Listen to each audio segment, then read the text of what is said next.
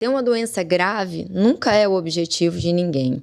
Saber que essa doença grave pode comprometer seriamente a sua vida, seus projetos, o futuro, o famoso futuro que eu vou fazer amanhã, também não é nada agradável.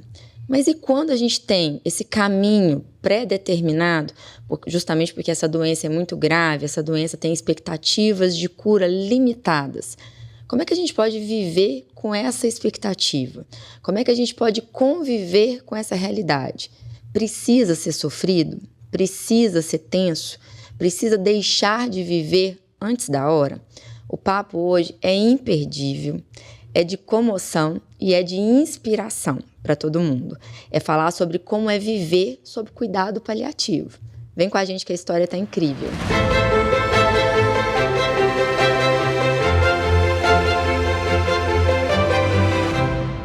Bem-vindos a mais um podcast Pode Falar de Câncer Sim. Meu nome é Graziela Piló, sou oncologista clínica e junto com minha colega também oncologista Mariana Cunha, a gente divide esse espaço para destrinchar todos os assuntos relacionados ao mundo, ao universo oncológico. Então, com a gente hoje, a gente está em mais um episódio Que História é Essa? E com a gente hoje uma convidada para lá de especial, Adriana Leão. A gente teve o prazer de tê-la conosco aqui hoje para desmistificar mais uma vez, porque a gente é especialista nisso aqui, sabe, Adriana? Desmistificar coisas que estão relacionadas ao tratamento, né, e aos efeitos colaterais, que seja do universo do câncer. Então, Adriana, seja muito bem-vinda aqui hoje. É um prazer enorme poder compartilhar a sua história, né, Mari? Que é pra lá de linda aí, e poder inspirar quem está nos assistindo hoje. Geralmente a gente começa assim, sabe, Adri? Quem é a Adriana? Bom, primeiro, obrigada, né, pela oportunidade de estar aqui compartilhando a minha história com vocês e com outras pessoas, né? Eu acompanho o podcast, está fazendo um ano, né, e é muito bacana. Que bom, obrigada. E, enfim, chegou meu momento de partir, né? A Adriana tem 57 anos, sou pisciana, então sou bem emotiva, né? Sou casada sou filha do Wagner e da Ângela, irmã do Fabinho, do Dudu e da Cristina, casada com o Hudson, mãe do Matheus e do Vinícius, meus tesouros, né? Sou terapeuta ocupacional, formada há 34 anos. Há 2 anos e meio, mais ou menos, eu não estou atuando, né? Mas atuei durante 33 anos de vida, né? Tenho muitos amigos, tenho uma equipe profissional maravilhosa, uma médica maravilhosa, muitas pessoas boas e amorosas que me cercam. E por isso falar de cuidar paliativo hoje não é tão difícil, né? Então, acho que essa sou eu. Gosto de muita coisa, né? E como é que começou a sua história? E sabe o que é mais legal? Começa a história assim.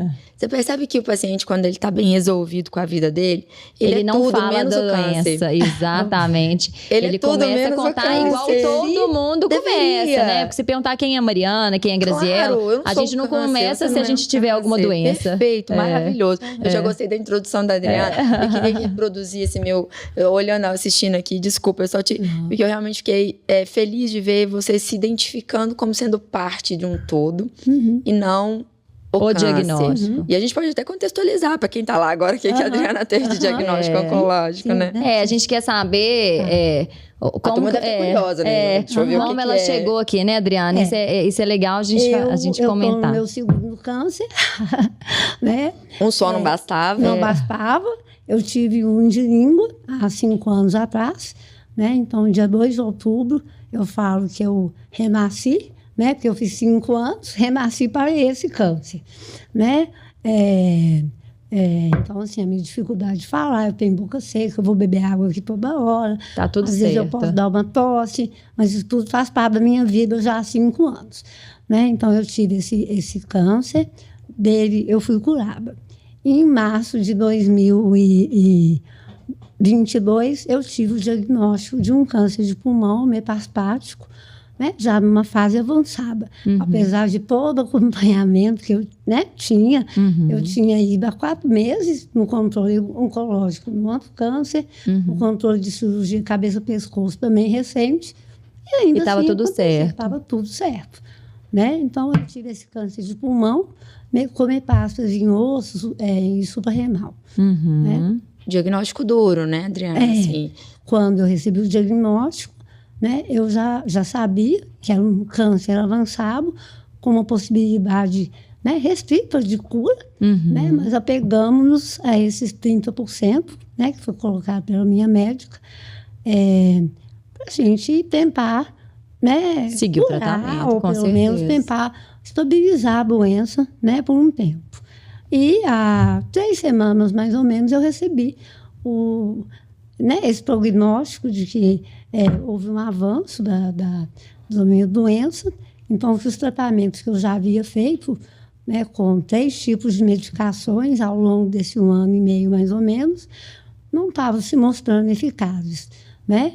E aí, eu perguntei, então, e agora? Ela falou assim, agora a gente tem os cuidados paliativos, temos algumas outras possibilidades, mas que não serão tão eficazes, né? E com a proposta de prolongar a vida por um tempo, às vezes, né, assim, reduzido. Aí a gente recebe a notícia. Eu já estava preparada para isso desde o início do câncer, mas assim, a hora de receber a notícia sempre dá um impacto. Claro, né? Dias que aquela hora em que eu percebo que os meus recursos terapêuticos podem já não ser tão felizes, pode já ter uma, né, a limitação vem até das opções de tratamento. E aí, como é que você recebeu isso? O cuidado paliativo, ele já faz parte da minha história de vida, não para mim, né? Aplicável à minha vida necessariamente. Mas como terapeuta ocupacional, eu trabalhei muitos anos com idosos. E meus últimos 6 anos de trabalho foi com uma casa de idosos que eu, né, tive.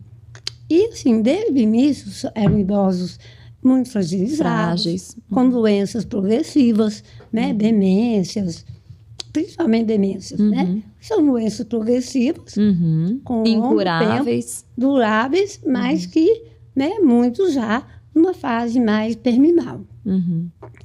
E o cuidado paliativo foi presente desde o início lá, né? Então, assim, eu via o quanto que era importante na melhora da qualidade de vida daqueles idosos e na qualidade da morte, né? Porque muitas vezes, aliás, a maioria das vezes, eles não precisavam internar. Eles podiam morrer ali, né? E eu achava aquilo, assim, muito dignificante. Dignificante, incrível. Adriana, isso. quando a gente... eu fico pensando assim... Receber o diagnóstico de câncer não é fácil, ninguém quer, mas a gente sabe, né? As estatísticas estão aí, as incidências têm aumentado, apesar de todos os esforços, mas ainda é uma doença muito estigmatizada. Então, é difícil esse momento do diagnóstico. Receber um diagnóstico de uma doença avançada também, né? Assim, acho que mais um pouco, porque a gente entende já nesse primeiro momento que o foco do tratamento habitualmente não é a cura, né? Mas é aprender a viver com essa doença. Mas existem vários tipos de tratamento também para essa fase, né? Desde o diagnóstico. E eu acho que cada um tem uma experiência diferente. Então, depende muito de como foi essas fases, como é que o paciente passou, né? Nessa primeira, segunda linha de tratamento. Queria que você contasse um pouquinho como é que foi a sua experiência desde o diagnóstico, né? Como é que foi? Foi muito sofrido? O porquê de decidir agora, né? Interromper? O impacto de receber de novo a notícia foi, eu acho que até pior do que da outra vez. Porque na primeira vez eu falava assim, bom, eu tive, vou curar, vou tratar, vou curar e pronto. E aí eu me apeguei a isso, que eu me curei, né? Eu falei assim, que bom, nunca mais eu vou ter isso.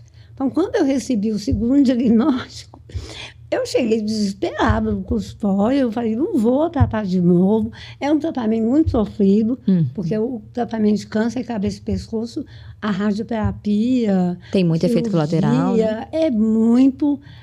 agressivo. Muito difícil, né? E eu fiquei com aquela ideia de tratamento anterior. Falei, não vou passar por isso de novo, não quero tratar. Mas isso foi minha primeira reação, né? Mais emocional, olhando a minha experiência anterior. que foi bem sucedida, Apesar de sofrida, bem sucedida. Né? Aí depois a ficha, né? A emoção, o coração se acalmou, né? Eu voltei na minha oncologista, ela falou assim, olha, nós temos essas possibilidades, né? Vamos, né? Falou assim, eu lembro direitinho, né? Que eu estava meio desesperada ainda. Na segunda vez eu já fui mais calma, né? Mas ela falou para mim assim, olha, você tem 30% de chance de cura ou de estabilizar a doença. Eu preciso que você pegue da minha mão, né? Porque sozinha eu não vou fazer nada. Eu posso oferecer o melhor. E eu falei assim, peguei na mão e falei, vamos, né? Foi um momento muito crucial, né? Falei, vamos embora. Então, depois disso, eu topei. E aí, veio um tanto de exame ruim,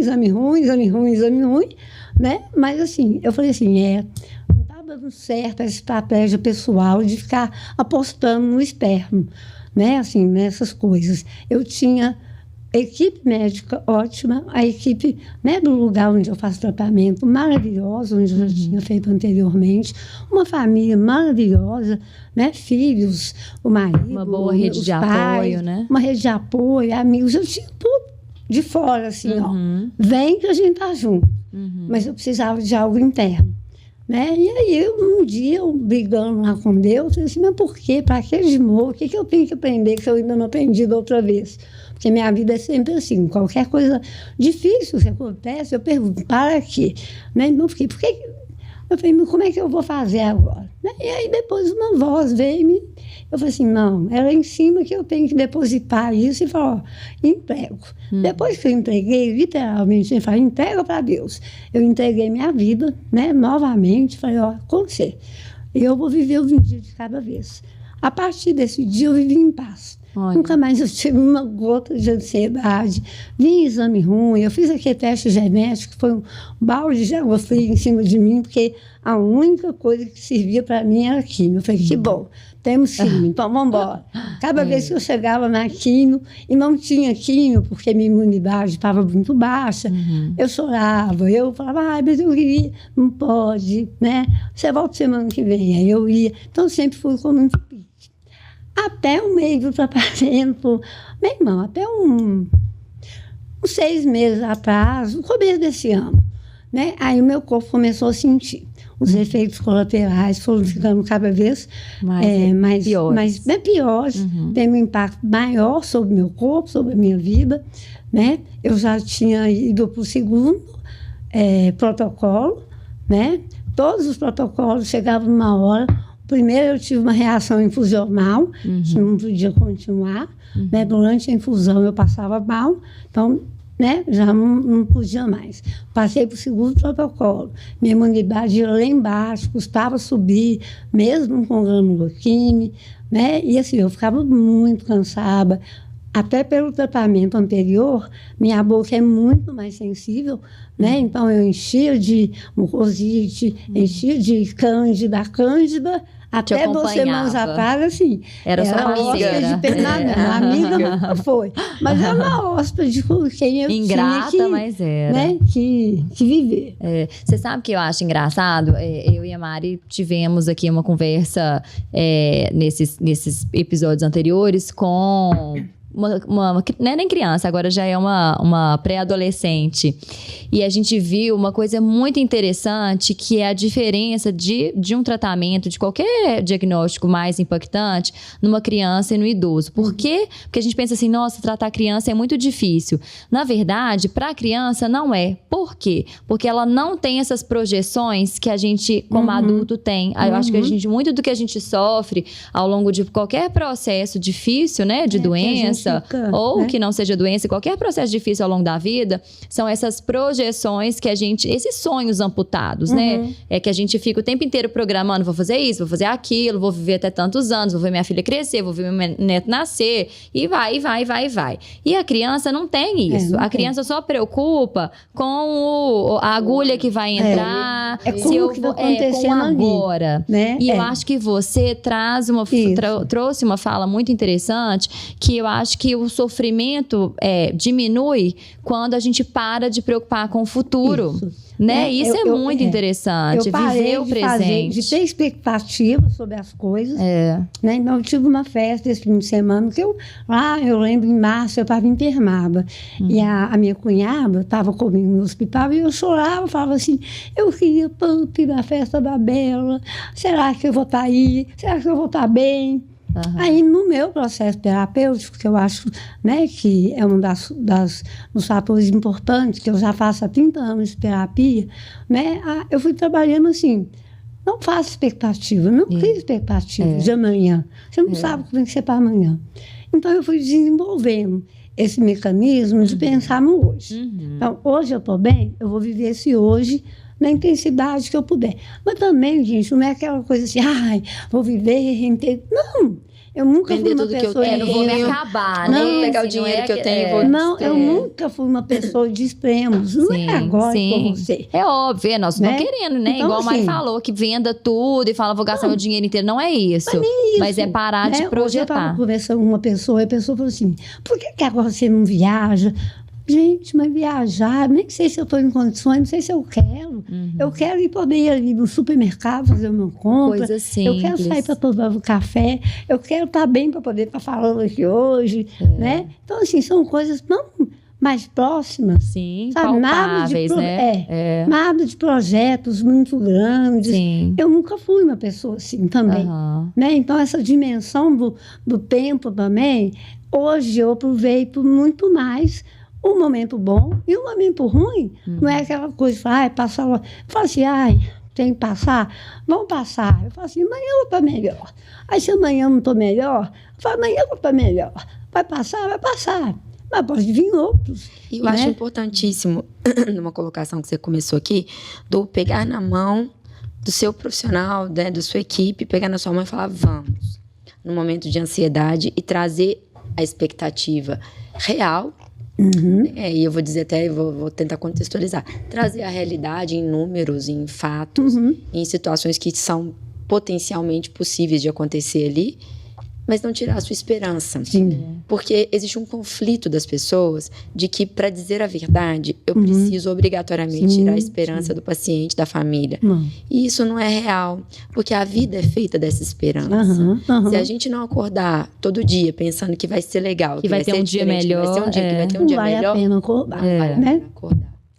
A fé, a esperança é uma coisa que eu sempre alimentei, em qualquer situação. Né? Então, assim, essa coisa de falar zero ansiedade, é porque eu sempre falei assim, se tiver que acontecer, vai acontecer. Eu acho que nem é zero ansiedade, é uma ansiedade dentro do esperado, né? Mas eu vou te falar, cara. Hoje você tá tranquila. É assim, é uma ansiedade, às vezes, não é uma ansiedade... Porque a ansiedade é aquela coisa que eu te vejo faz mal, forte, né? que me faz aumentar o sofrimento. Né? Então, nem nos momentos piores, que foram muitos, né? Pelos efeitos colaterais, as más notícias, né? São momentos ruins. Não vou falar que é uma maravilha, né? São momentos ruins que eu me permiti sentir. Então, no dia que minha médica chegou e falou, olha, meu marido estava, meus filhos estavam, né? Então, a gente nem sabia que a gente ia escutar aquilo. Mas veio uma intuição, eu sou uma pessoa muito intuitiva, então me vem, eu falo, vou fazer. Então, eu falei com meu marido, falei com meu filho, e eles falaram, também vamos, porque era o meu filho mais novo que ia me levar, ia me acompanhar. Aí chegou lá, a conversa, né? Acabou nisso. Né? E aí, na hora, a gente também participava. Uma quebra de expectativa. Perguntamos, eu fui lá perguntando. E como que é a progressão da doença? Né? Como que é o curso natural aí da doença? Minha médica explicou. Falou em termos de tempo, né? Estimado de vida. Mas também falou que eu já estava vivendo 1 ano, quase a mais, do que a estimativa. Então, foi bom, esse tempo aí também. Pode ser menos, pode ser mais. Só Deus é que sabe, né? Então, nós fomos para casa, os 3 choramos um bocado, é claro. Que é importante, né? Também, claro, né, Adriana? Pelo luto dos diagnósticos. Era uma coisa que a gente já havia conversado desde o início da doença, porque eu sempre quis colocar, falei, gente, eu posso morrer, eu posso curar, eu posso viver com esse câncer durante muito tempo ou pouco tempo. Então, vamos falar dessas realidades. Maravilhoso. Né? Foi difícil, né? Para mim, não. Porque para mim foi libertador. Acho que quando eu ficava com aquele negócio só para dentro de mim, sabendo que todo mundo ia viver aquilo comigo, aquilo me dava uma aflição. Sim. E um dia eu falei, gente, eu preciso falar sobre uma coisa difícil, que eu acho que vai ser difícil para vocês. Mas eu preciso do meu bem-estar. E aí eu falei sobre isso, nós conversamos, perguntei para cada um, né? Você falou sobre morte? Sobre morte. Que é um assunto que é engraçado isso, né? Porque Sobre todo mundo vai morte. morrer. Mas a gente quer ser imortal, né? Principalmente quando a gente tá nesse papel aí de mãe, Sim. que ninguém quer deixar filho pra trás. Isso é uma conversa tão difícil, mas é uma conversa muito necessária. A sua fala agora é uma fala de quase todos os pacientes, assim, que falar que a gente fica sem ansiedade é mentira, falar que a gente não tá angustiado, que a gente não está entristecido, né? Claro. e que não tem medo, também é impossível. Mas é muito importante. Todo mundo fala assim: olha, foi libertador. Foi muito importante pra mim conversar sobre a doença. Parece que tira um peso mesmo, né? Sim. Porque senão vira aquele ambiente velado que o paciente sabe o que tem, mas não fala. O acompanhante sabe o que tá acontecendo, mas não quer. Então não se fala no assunto. Então a gente conversa sobre o tempo quando tem algo tão mais importante para ser dito. Foi muito importante naquele momento.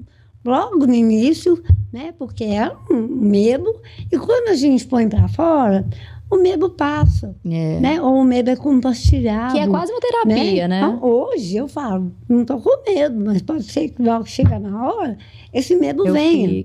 Mas eu aprendi recursos ao longo da minha vida e principalmente ao longo desse processo de lidar com essas emoções, de deixar elas virem à tona e falar, bom, e aí? O que eu vou fazer com você? Adriana, né? Isso foi terapia? O que você acha que mais te ajudou a encarar e ter essa percepção? Tem tanta coisa. Eu faço terapia há 30 anos com a mesma pessoa. É uma pessoa, um profissional excelente. Então, me ajudou muito ao longo da minha vida toda. Né? Então, é fundamental, né, passar por uma terapia.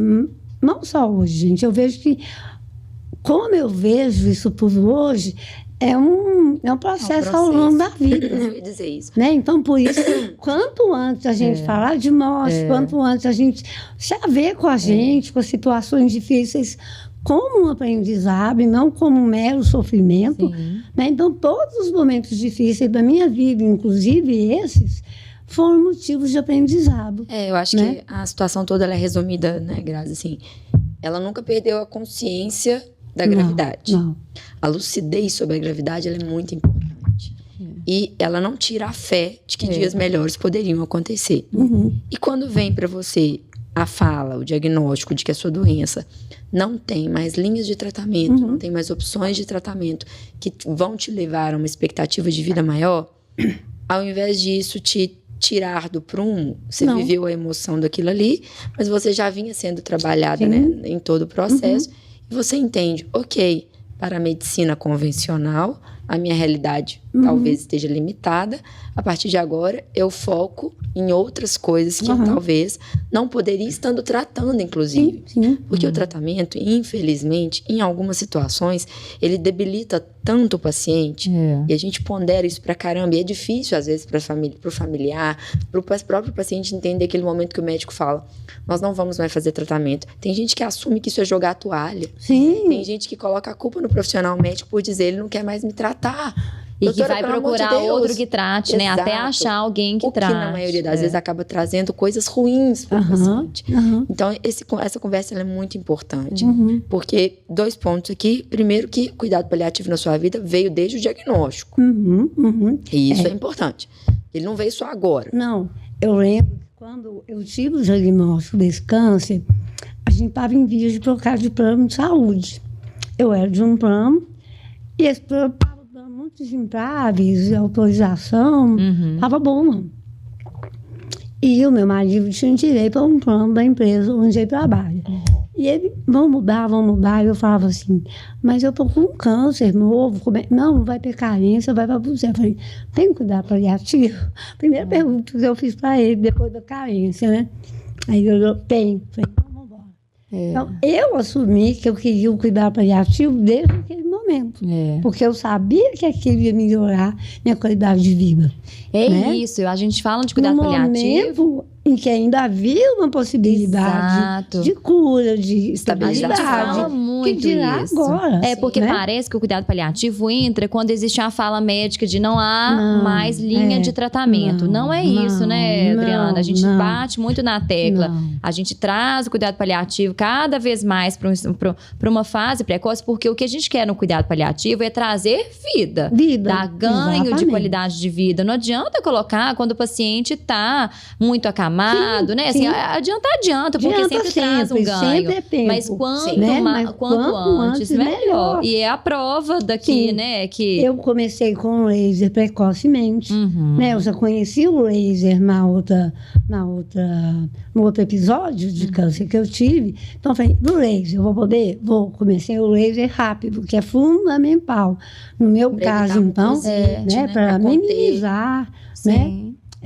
A acupuntura. Antes de descobrir o diagnóstico, eu já tinha procurado a acupuntura, porque eu estava sentindo dor, achando que era dor ciática. Eu continuei. E acredito que a acupuntura tenha minimizado muito, né, os efeitos. Hoje, hoje, a acupuntura tem um outro papel. Né? Ele está entrando com medidas que antes ele não podia usar por causa do tratamento que eu estava fazendo. Então, hoje eu tenho mais possibilidades de recursos de bem-estar, até de cura, não sei, né? A gente não sabe. Com a acupuntura. Eu trato com homeopatia também há muito tempo. A homeopatia. Você perguntou coisas que ajudam, né? Então, tem o processo psicoterápico que eu faço há muitos anos. Que, com certeza, nesse momento, foi muito focado, né? Para o enfrentamento disso, para o enfrentamento de fim de vida, né? Da possibilidade, quando ainda não era, mas sempre foi, da verdade, né? Para poder, como que eu estou. A parte espiritual, eu também sempre fui uma pessoa muito espiritualizada, né? E eu faço parte de um grupo, e o conjunto de crenças sobre doença, sobre a vida, sobre a morte, me conforta, porque me põe no centro da coisa. Eu não sou uma vítima de nada, né? E me dá um controle da situação dentro do que é possível, né? Uma frase que eu escutei, seguindo né, páginas aí do Instagram, de pessoas que passaram por um câncer parecido com o meu ou não. Teve uma que me falou uma coisa que alguém falou para ela também, que eu peguei também bem no início. O que não está nas suas mãos não deve estar na sua mente. Então, toda vez que eu vinha para minha mão, eu falava, o que eu vou fazer com isso? Exatamente. Nada. Se eu não tenho controle. Na minha mão, só na minha mente. E eu conseguia. Né? E eu sempre fui uma pessoa positiva. Eu não gosto de falar que eu sou otimista. Eu sou positiva. Então, eu sempre preferi olhar tudo pelo lado bom. Meio poliana, não sei, né? Poliana é da minha época, não sei se vocês conhecem. Mas de sempre olhar o lado bom das coisas. Que aprendizado tem, que aprendizado... Então, essa chavinha, eu fui trabalhando ela tanto que eu não conseguia ficar olhando para coisa ruim. Então, eu acordava de manhã e falava assim, ai, que céu bonito. Ai, eu estou respirando, né? Com meu câncer de pulmão. Então, eu achava incrível e acho até hoje. Eu não tenho sintoma respiratório. Né? Tenho, agora estou começando a ficar um pouco cansada. Mas, assim... Isso me tira a vida. E eu acho bonito a gente focar nessas pequenas coisas. E isso também volta de novo em criança. Eu acho que criança sempre, sempre nos ensina muito.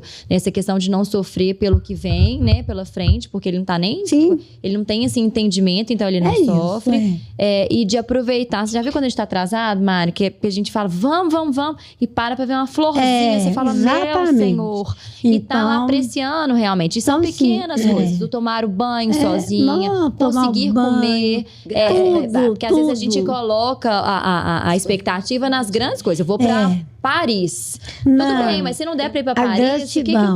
A fé, uma vez eu pus num comentário em podcast, não lembro de o que estava falando, mas eu falei assim, era fé e resiliência. Eu falei assim, e gratidão.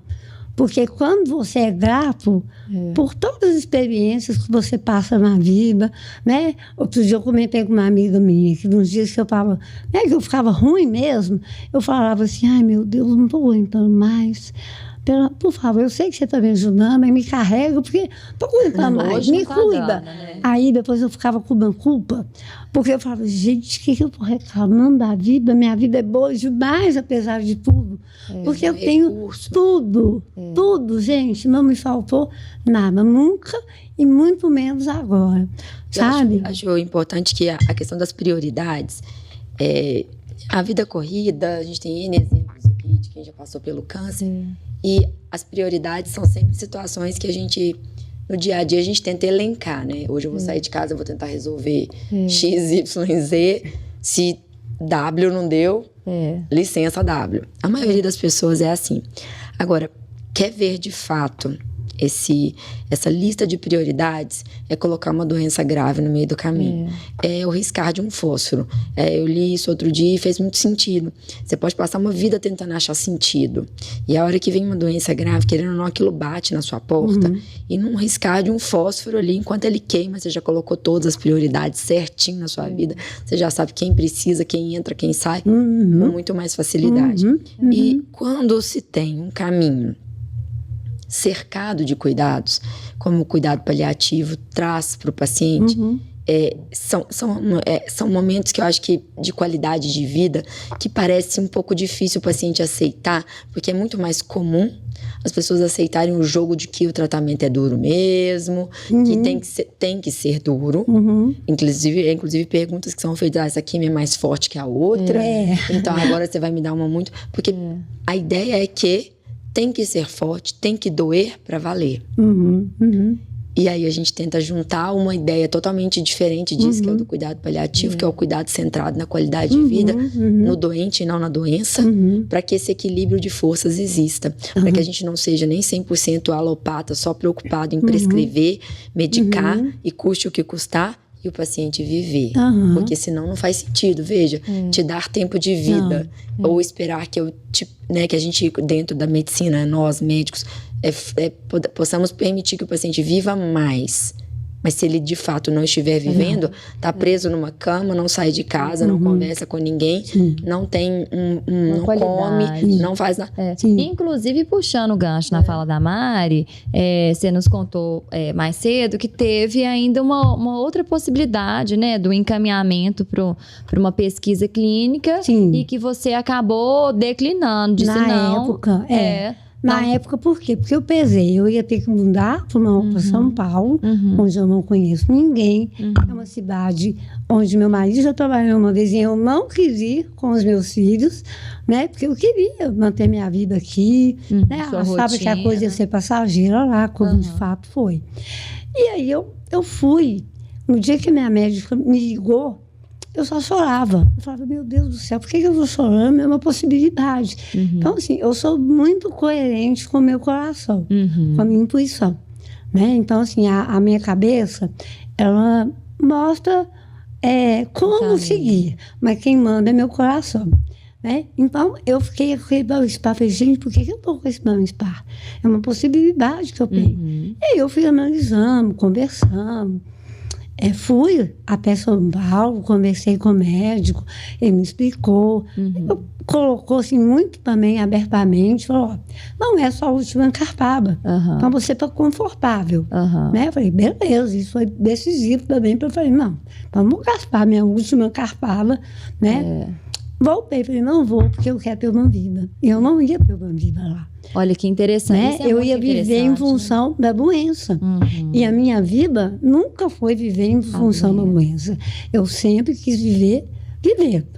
Né? Então, quando eu recebi a notícia agora, né, eu tinha a possibilidade de tentar alguma coisa. Outra coisa. Mas eu virei e falei assim, né, a minha mãe falou assim, o efeito colateral é certo, que eu já conheço, né? Eu sou muito sensível aos efeitos adversos aí das medicações. Qualquer, gente, não é só químio, não. Qualquer medicação remédio que que entrava nova, mexia no meu corpo de uma forma, assim, enorme, né? Aí eu falei assim, gente, se eu tenho algum tempo de vida ainda, eu vou viver. Eu não quero ficar, né, numa cama, eu não quero ficar tendo uma semana e olhe lá, né, de tempos em tempos, vivendo alguma coisa, sem poder fazer minimamente um pouco de planos, né? Ainda continuo fazendo planos mais ou menos, mas assim, né? Eu falei, não quero, não é isso que eu quero. E era uma coisa que eu já estava decidida dentro de mim, antes de ficar doente, com as experiências que eu tive lá na minha casa de idosos, né? Eu vi e falava assim, gente, eu tive 2 pacientes oncológicas lá, foram os únicos 2 casos. E eu falava assim, não, tá certo, né? Para que manter uma vida que não tem mais? A qualquer custo. Eu acho muito interessante então essa fala. Eu já tinha isso dentro de mim, né? Então, quando chegou a minha vez, eu só falei, tem que ser coerente comigo, né? E não é só por E isso ser não coerente. é desistir, né, Não, Adriana? É isso que eu gosto. É uma coisa muito importante que você falou, e você, né, tá falando agora, Grazi, é que às vezes eu, graças a Deus, a maioria das pessoas para as quais eu já comuniquei, me deram total apoio, sabe? Incondicional. Algumas falavam assim, mas você não vai tentar mais nada? Eu falei assim, eu vou continuar tentando viver. Tô tentando todos os dias, né? Tipo assim, a luta continua, gente. É isso. Né? Eu tô tentando viver bem. Então, essas semanas, já tem quase 2 meses que eu tô sentindo, eu vivi muito mais do que os últimos 4, 5 meses. Olha. Como é que foi dançar e comer com paladar? Não é? E com o seu corpo funcionando? Na festa da minha sobrinha, né, gente? É assim. Gente, eu só sonhava com comida. Meus sonhos, ultimamente... Porque você perdeu o paladar? Não, porque eu vivia como cozide. Eu vivia com... Esse último protocolo me deu muita mucosite. Então, eu passava uma semana, no mínimo, com a boca sem poder comer, comendo só pastoso, com dificuldade de engolir, eu não falava, eu amo falar, para eu responder, eu não conseguia falar, né? Então, agora, eu sonhava com comida. Aí minha terapeuta falava, será por quê? Eu falei, será por quê? Porque eu tô morrendo de vontade de comer e não consigo. A própria medicação me tirava o apetite. Agora eu pensei, eu falei, gente, a medicação também estava me tirando o apetite. Porque hoje eu como comida e como, né? Dancei, até não aguentar mais. Por fim, eu dançava na cadeira. No dia seguinte, eu estava arruinada. Eu falei, valeu a pena, né? Tá arruinada por uma boa causa e não por causa de medicação. Então, assim, eu estou tentando viver a minha vida plena, né? Intensa nos pequenos momentos, não é? Vamos fazer de tudo. Não. Quer fazer, não quero. Foi bacana que no dia que a gente recebeu a notícia, fomos para casa, choramos. Aí choramos, cada um. Eu falei, e aí, vocês querem falar? Porque eu que vou comandando o negócio. Gente, mas né? que casa maravilhosa essa, né? Aí, cada um falou como estava se sentindo. Tão importante. E no dia seguinte, eu falei, gente, eu entendi certo? Foi isso mesmo? Não, foi isso mesmo que ela falou. Eu falei, então, beleza. E aí, a gente ficou um tempo lá abraçado, chorando. Aí, de repente, uns 10, 15 minutos, aí acabou o choro. Eu olhei para cada um e falei, bom, cada um já se recompôs aí. Já. Seus filhos têm que idade? Um tem 24 e o outro vai fazer 20 agora, em novembro, semana que vem. Aí eu falei assim, todo mundo já tá bem, já cada um quer falar mais alguma coisa. Não, tá tudo tranquilo. Então, vida que segue. Vida que segue. Vida que segue. Eu optei, junto com vocês, de viver. Então, viver, a gente tem que escolher viver todo dia. Vai estudar, vai pra academia, volta pro trabalho, que eu vou ir fazer minha unha. Isso aí. Gente, e vida que segue. É assim que a gente viveu até agora e vamos viver. Eu tenho uma reflexão sobre isso, e a gente já falou isso aqui algumas vezes, de que a rotina, ela acalma. Exatamente. A rotina dentro do que você gosta de fazer, né? Não adianta dizer para um cara que a rotina é boa se ele tá detestando o trabalho dele, se ele odeia a esposa, se ele não curte o convívio com os filhos. É outra história. Mas rotina, ela é vida. As pessoas que esperam muito além disso é porque não estão felizes com a própria realidade. Então, a gente não tem que esperar uma doença grave ou qualquer coisa para mudar essa estrutura. Então, acho que a Adriana é o protótipo, né? Isso é uma palavra forte, mas do que a gente pensa de uma maneira geral do que a gente gostaria, que as pessoas tivessem um entendimento da doença. A gente sabe que a gente é limitado por várias questões. É um país que a gente tem até dificuldade de esclarecer tudo isso, porque às vezes o nível de compreensão das pessoas transita entre várias situações. Tem gente que até por uma questão... Eles têm um nível de entendimento muito... Então, eu falo assim, porque eu acho que tudo passa pelo diálogo, né? Mas, Grazi, ainda tem uma questão. O sujeito que às vezes não tem um recurso, como a Adriana está tendo, ele se vê numa situação tão vulnerável. Às vezes ele não tem o recurso terapêutico da equipe de cuidados paliativos, que é uma equipe multidisciplinar. Legal a gente explicar isso, gente. Cuidado paliativo não é uma sentença que eu digo para o paciente, pronto, você está em cuidado paliativo, aquilo é estático. É uma situação dinâmica, que exige recursos múltiplos de vários profissionais. E cada vez mais a gente tenta trabalhar que esse conceito de paliar, ele não é competidor de tratar, pelo contrário, a pessoa pode tratar o câncer, ele vai só agregar ao que o paciente tem ali, e ele é feito por várias mãos. E isso é brilhante, porque a integralidade desse cuidado faz com que o paciente, já aprovado em estudo clínico, a gente já trouxe aqui a doutora Sara, a doutora Daniela Brites aqui, para poder conversar com a gente, ele faz o paciente viver mais, porque ele realmente traz para a mesa da família, para a discussão, o que são as dores daquela família, o que são as dores daquele paciente, o que limita o paciente de ter uma vida plena, pelo menos pelo tempo que for que lhe resta viver. E esse tempo, contas, né, André? Ninguém sabe. A gente não sabe. A gente não tem essa... que a gente tem. Mas eu acho que mesmo as famílias que não têm os recursos, né, do cuidado paliativo, ou às vezes não tem uma devem rede, buscar, né? Isso a gente tem que tentar o tempo inteiro. Ou que às vezes não tem uma grande rede de apoio igual você tem, que eu acho que isso facilita muito o processo. Mas eu acho que uma coisa que é muito importante, que eu acho que você falou que muitas vezes hoje, é essa conversa aberta. Porque a gente recebe muito paciente que finge que não sabe, a família finge que não sabe, ninguém conversa, e às vezes tem pequenas coisas no dia a dia que precisam ser resolvidas e que isso por si só melhoraria a vida de todo mundo e que não são conversadas, né? Então, às vezes é um paciente que entra numa medicação porque quer agradar a família, porque a família tá sentindo que o paciente tá sendo cuidado. Falar de morte é um tabu. Ninguém quer conversar. Falar de morte é um tabu. Essa coisa da finitude também eu aprendi. Eu não tive muitas experiências de morte na família, né? Mas na casa de idosos era uma constante, né? E eu fui a primeira a lidar com isso também, né? E eu fui ressignificando um pouco essa coisa da finitude. E quando eu tive o diagnóstico, eu falei assim, vai ter que servir para mim também, né? Com certeza. Então eu já tinha essa vivência.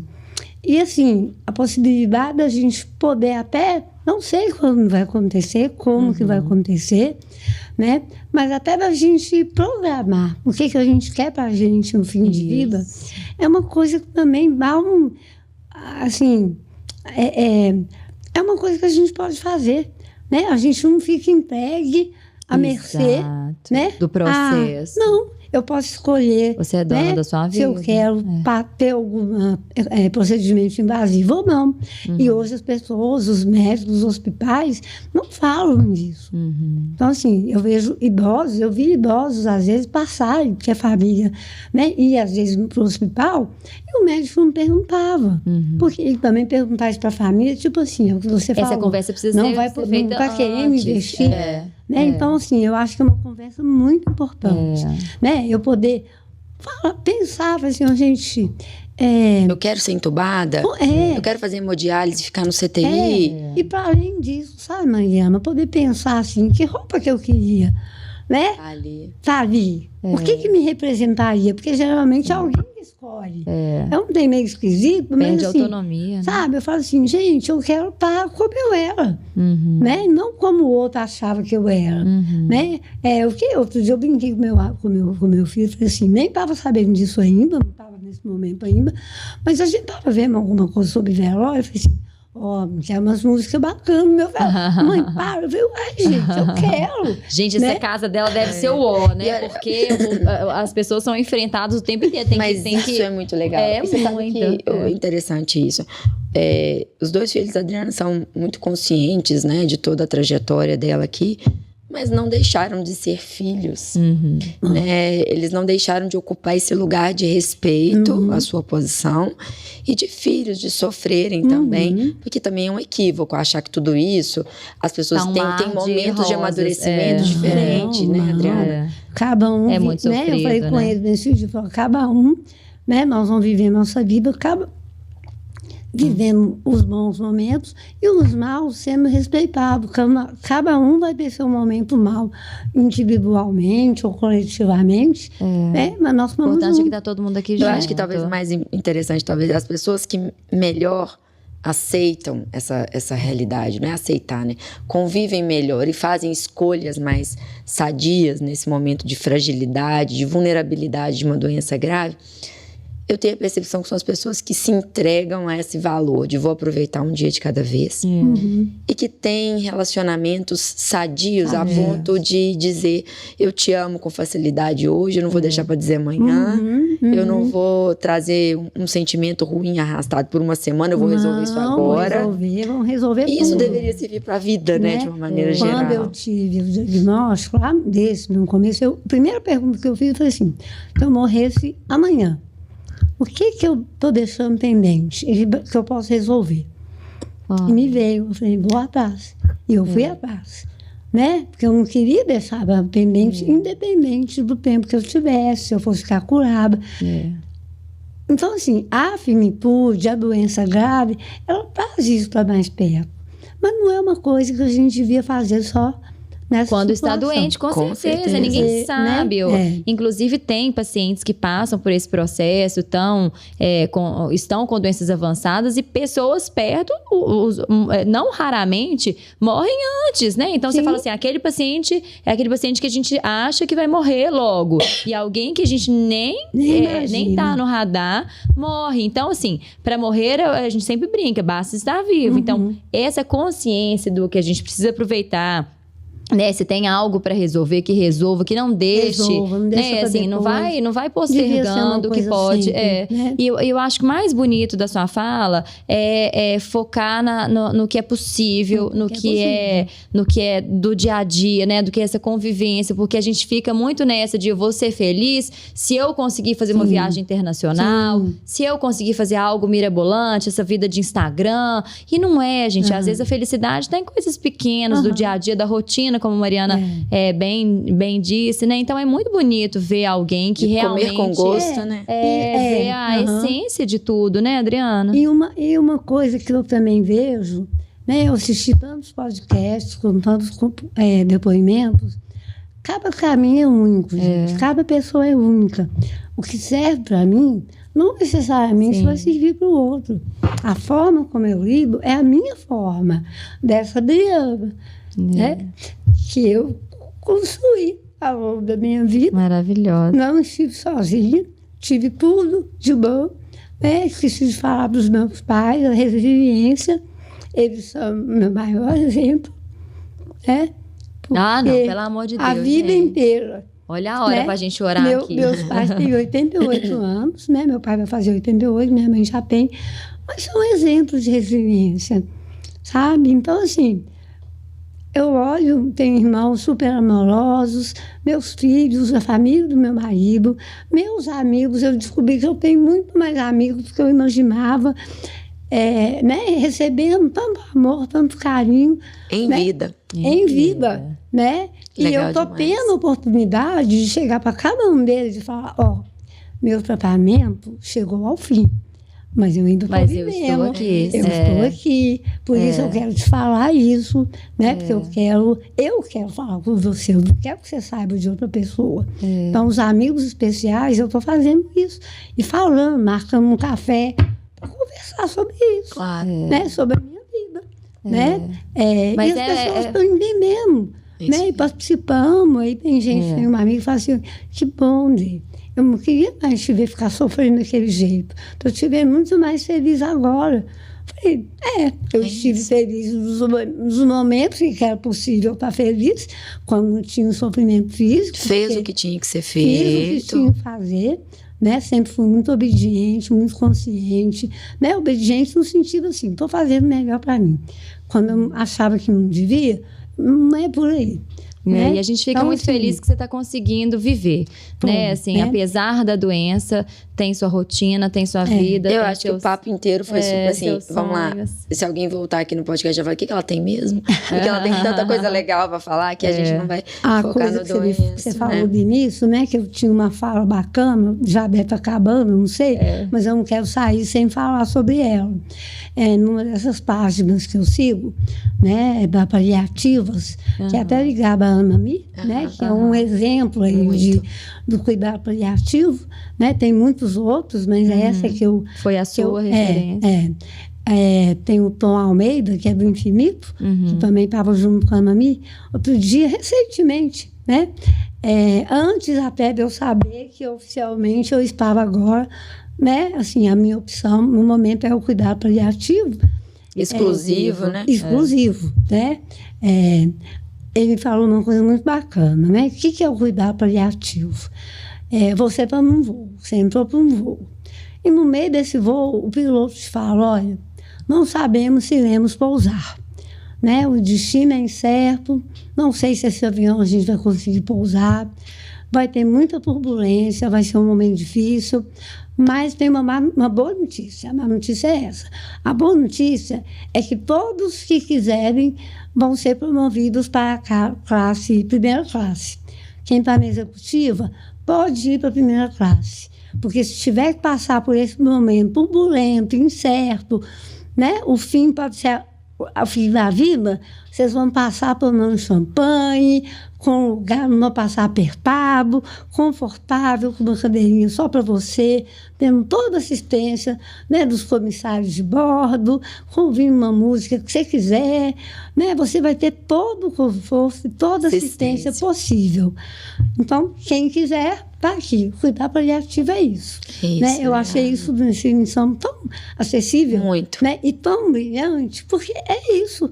Né? Ou eu posso passar por essa turbulência, por essas incertezas, lá exprimido, sofrendo, tomando só uma aguinha, comendo aquela comidinha mais ou menos, apertado, ou eu posso ir para a primeira classe desse voo. Isso aí. Né? Então, eu acho que cuidar paliativo é mais ou menos isso. E seu voo tá lindo. Né?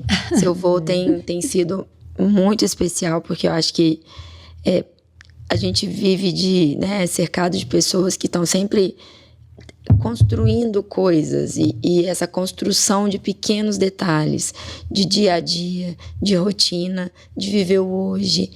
Amanhã, nem eu, nem Grazi, nem ninguém sabemos. É lindo, é potente, é real. Ele não é nada iludido. Não. Ele é bem, né, ele é totalmente pautado na realidade que você já conhece da sua doença, das explicações que você recebeu sobre como a doença pode evoluir. E quando a gente traz para cá, para o podcast, essa conversa da Adriana, a gente gostaria muito de exponenciar essa conversa do cuidado paliativo, porque a gente fala muito sobre, e tá aqui, vamos continuar falando sobre todas as tecnologias, todas as novidades, todos os discursos de empoderamento para que vocês se sintam fortes e confiantes para seguirem a rotina de vocês. Mas para quem tá assistindo e esse episódio tocou o coração para você, ou para alguém em casa que está esperando ouvir esse chamado para conversar não sobre morte, mas sobre vida, sobre o que é viver, o que é importante nessa vida, o quanto essa pessoa está vivendo, com tratamento, sem tratamento, sobre aquela ideia que eu já dei sobre sobrevida, estimativas. Vocês já conversaram isso com o médico de vocês, com o profissional que assiste? Já conversou com vocês sobre o que é esperado nessa história natural? O médico provavelmente não vai te contar uma má notícia, ele vai te dar uma realidade. Fazer disso um problema e um pesadelo diário e não aproveitar a vida tá errado.